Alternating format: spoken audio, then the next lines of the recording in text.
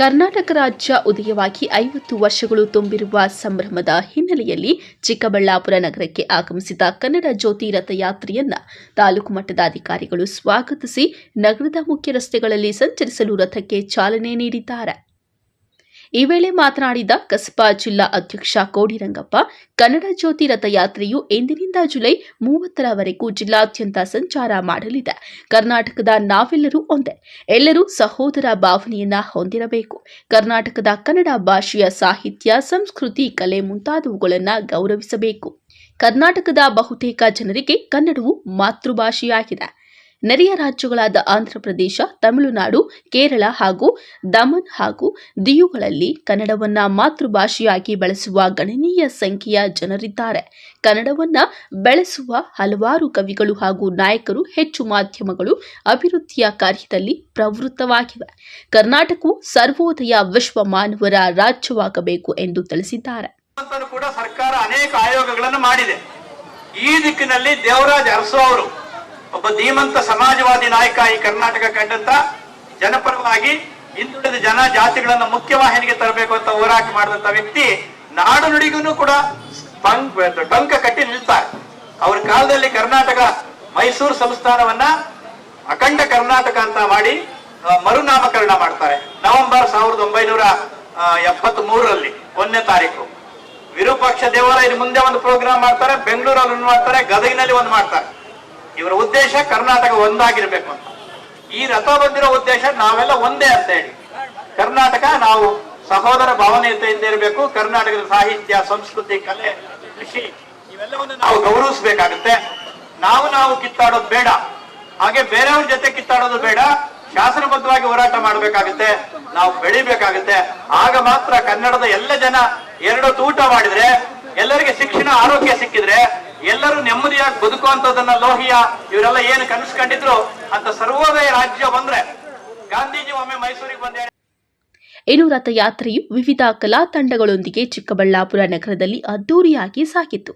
ಕಲಾ ತಂಡಗಳ ಕಲಾವಿದರ ಡೊಳ್ಳು ಕುಣಿತ, ಶಾಲಾ ಮಕ್ಕಳ ಕೋಲಾಟ, ಬ್ಯಾಂಡ್ ವಾದನ ಸಾರ್ವಜನಿಕರ ಗಮನ ಸೆಳೆದವು.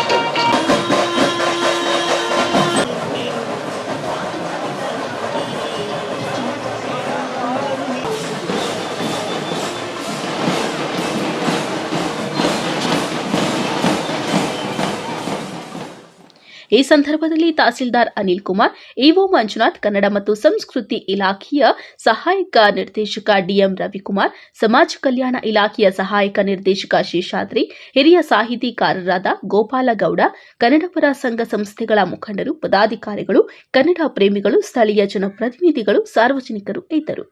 ಕಳವಾರ ಅರುಣ್, ಎಂಎಂಟಿವಿ ನ್ಯೂಸ್, ಚಿಕ್ಕಬಳ್ಳಾಪುರ.